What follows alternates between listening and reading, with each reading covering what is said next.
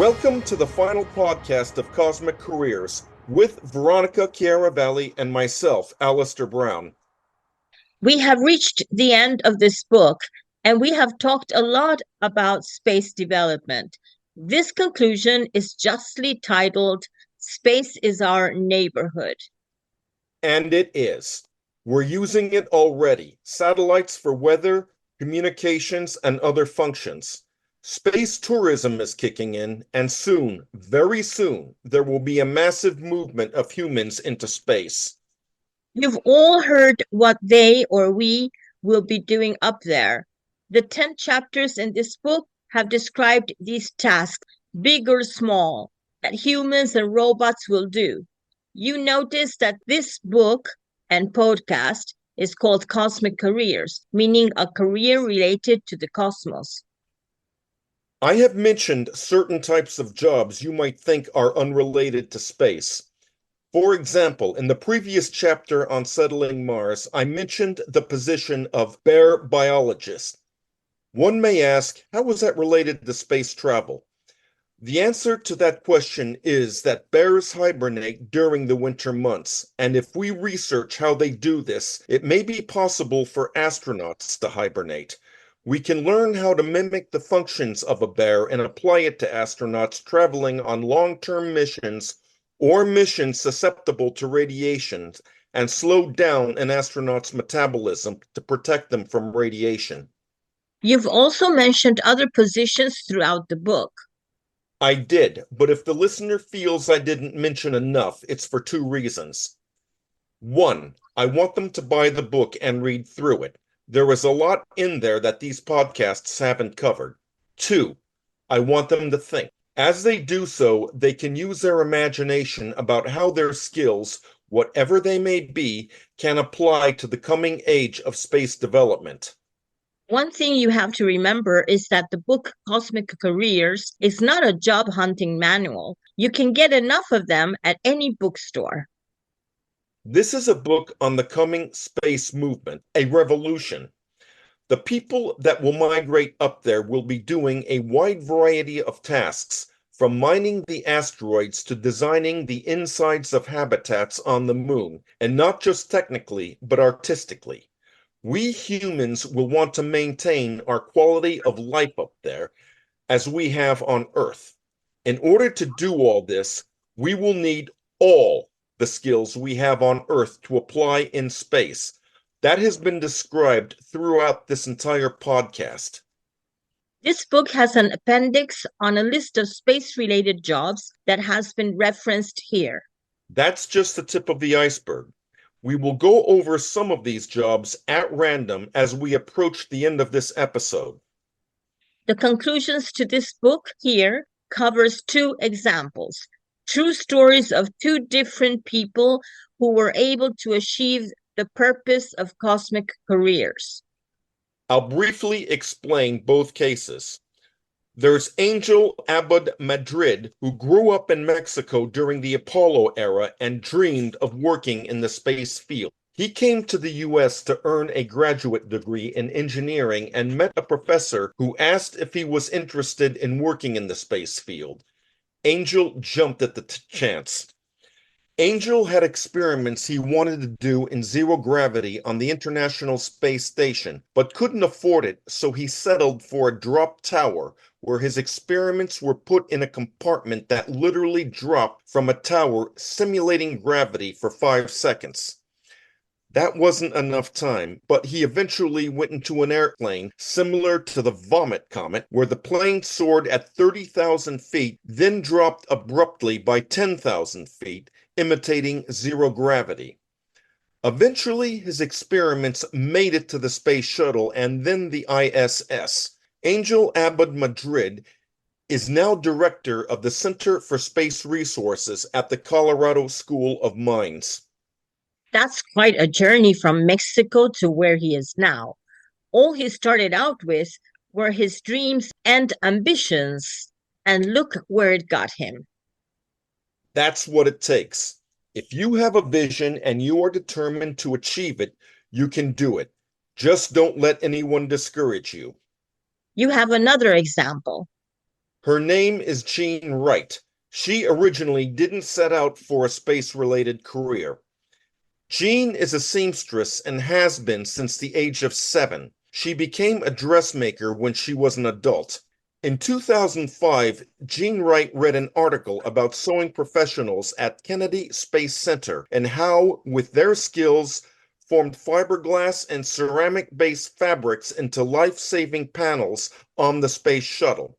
This aroused her interest and applied at KSC, Kennedy Space Center, and was accepted. Her team also fabricated large heat shield blankets to encircle the engines. Attaching these blankets for flight involved hand stitching with a metallic nickel and temperature-tolerant superalloy called Econal-625. All this was to replace the tiles on the shuttle, which took up an enormous amount of weight, costing fuel for the shuttle. Less weight meant using less fuel and carrying heavier payloads, such as satellites and science experiments. Wright continued her position until the last shuttle mission. Elise Matic wrote and illustrated a children's book about Jean Wright's NASA experiences called Sew Sister. You can order it online, and I highly recommend it. This is one example of how anyone with any skill will be able to participate in the coming space movement. There will be more people like Jean Wright and Angel Abud Madrid. One of them could be you. See how a skill can get you to your dreams, even if you don't think they can apply? You never know what the future may bring. My own skills brought me here, and I'm just a writer. Any skill combined with your dreams can take you anywhere you want to go. The appendix at the end of Cosmic Careers is a list of jobs there that were referenced by the book. 41 are listed here, but we can't go over them all. Instead, Veronica and myself will take turns selecting a job at random, and we'll see how it applies to the space movement. Veronica, would you like to go first? Archaeologist. Archaeologists. That is a one to figure out. But what it would be like, suppose you're on Mars and you want to look at the formations to see if there was any signs of life on Mars. That's what many people, including Robert Zubrin, want to know. Or you could look at the moon formations. Of course, this would go in the area of geologists. But what it was is that you can just look at different formations and try to analyze the history. And it doesn't even have to be human history or history of extraterrestrials. It could be geological history or maybe the history of the solar system itself and how it forms. The archaeologists would probably team up with the geologists and such. Radiologist. I'm choosing that one. Well, that's easy. There's so much solar and cosmic radiation in space, not only just analyzing the radiation, but how you can protect yourself against it, not only in space, but on the moon and especially on Mars, because we definitely need radiation shielding. Energy manager. That's one. We need energy in space. And from solar power satellites that would be built in geosynchronous orbit, beaming energy to the Earth in microwaves. And that would provide plenty of energy for Earth. And don't let the word microwave scare you. Or when you're on the moon, using sources of energy such as solar energy or nuclear power. We will have nuclear power on the moon. It'll probably be a lot safer, but so nuclear power, solar panels, solar energy, or other forms of energy that we can't imagine right now. I'm going to choose one, space debris collector. That's an easy one. There is so much space debris in space that you want to clear it off from the graveyard orbit to old rocket stages to low Earth orbit, even to parts of satellites that are no longer working, junk satellites that you cannot repair. Every type and every size of space debris, even to the ones that are 2 millimeters thick. And when you collect them all together, you can collect a lot of valuable metals from that and make some good money off it. plus the fees for collecting it, but you'll be making low Earth orbit a lot safer. Remote sensing scientist. We have sent remote sensing satellites for years, examining the Earth for the Earth's formations, the Earth's weather, the Earth's, even, for example, looking at rainforests on Earth and see how it is being depleted. And so it's going to continue, and we're going to need more of them, and perhaps having remote sensing on the moon and Mars to examine the formations there. But remote sensing on Earth has been going on for decades, and it's going to continue that way in the ways I've just described it. Telemedicine coordinator.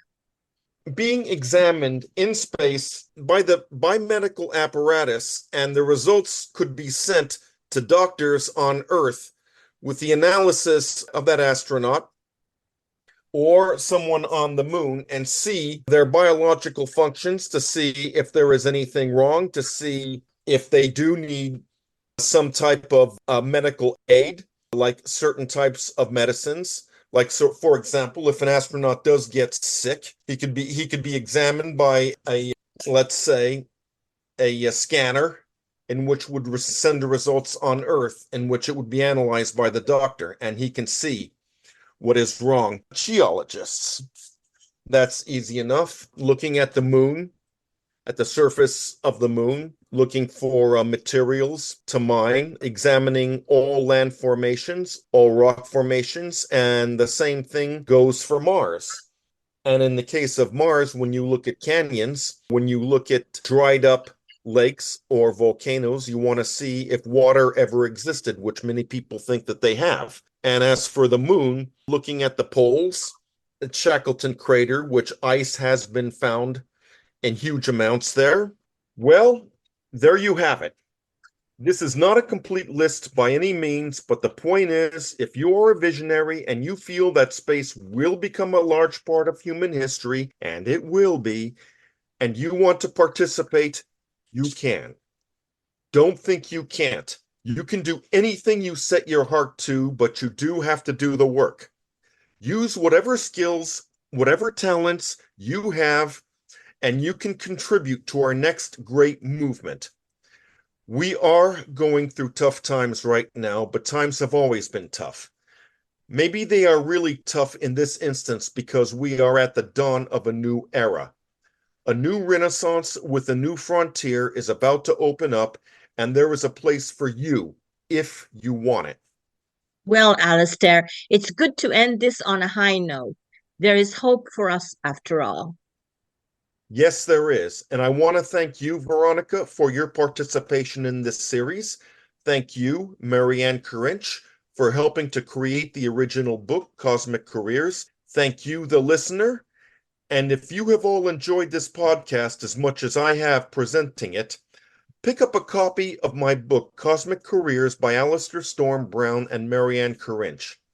There is a treasure trove of information in there that is not on the podcast, and you are going to want to know what it is. You can order Cosmic Careers on the net or at your local bookstore. Thank you, everyone, and goodbye. Goodbye.